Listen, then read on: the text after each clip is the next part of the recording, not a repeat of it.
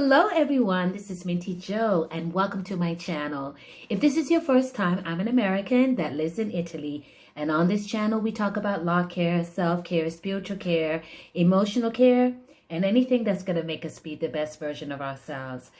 Please, if you like the content, go ahead and subscribe, leave a comment because Karen is sharing, and become part of the family. Now, today we are going to be talking about a topic that's going to need to be covered in 2 videos. We are going to be talking about boundaries. Now, if you got a chance to see my short, if you didn't get a chance to see my short, I'd like to encourage you to go ahead and see it because it is specifically about the importance of boundaries in our lives, in our emotional lives, with family and friends, in order for us to have the best type of friendships or relationships. So we're going to go right into that today and we're going to talk about it. But before we get started, I'd like to actually share a text with you that is biblical that talks about boundaries. Do you know that the Bible talks about that as well? Let me tell you the first text. It says, Galatians 6:2-5, bear one another's burdens and so fulfill the law of Christ, but let each one test his own work, for each will have to bear his own load. Now, the first thing we're going to talk about is, what is a boundary? What does it mean to have a boundary, or what are boundaries? So I'll give you the definition. I'm going to take a quick peek. So if you see me looking down, that's why. A boundary is a limit or edge that defines you as separate from others. So all of us have our limits, all of us have our boundaries, all of us have something about us that may be different, that is definitely different from someone else. Now, if you saw my short, you would notice a story that Natalie, a friend of Minty Joe, came over unannounced. She called her. Minty Joe made it clear that she wasn't available, but she decided to come over anyway. And that is an example of someone maybe overstepping your boundaries and not necessarily understanding what it means when someone says no. But perhaps, too, Minty Joe could have done a better job about maybe conveying to her friend that this really was not a good time. Why don't you wait for me to call you and get in touch with you, because right now is really not a good time and I would not be able to see you or to speak with you on the phone. So what we're going to do right now is we're going to go ahead and just reflect on ways on how we can establish our boundaries with our friends and family and whomever, co-workers, etc.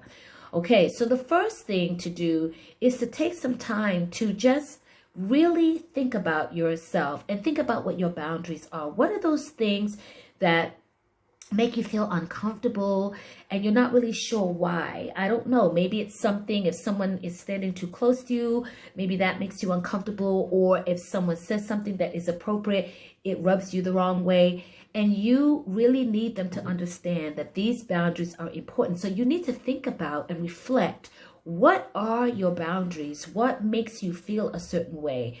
And take that time to reflect so that you can establish boundaries that will be, accessible to other people, or to let them know exactly, should I say, what they are. Okay, so we need to do some self-reflection and to understand what that is.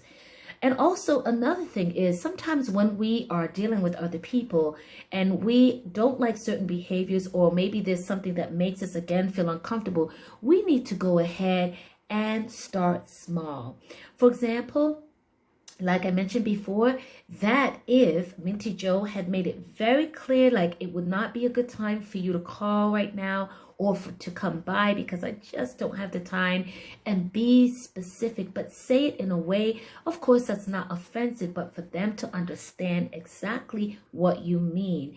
And you can start with small things.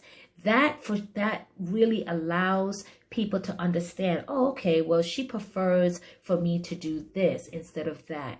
And that is a way that people will understand exactly what it is that you are, that makes you comfortable, okay? And also conveys that information to them. Another thing too is to set them early, like even with friendships or with relationships or different types of relationship, co-workers, like I said before, family members, etc. For example, if you know that you are a person that you do not like to be in a rush, you like to get to places early, that is something that you can convey.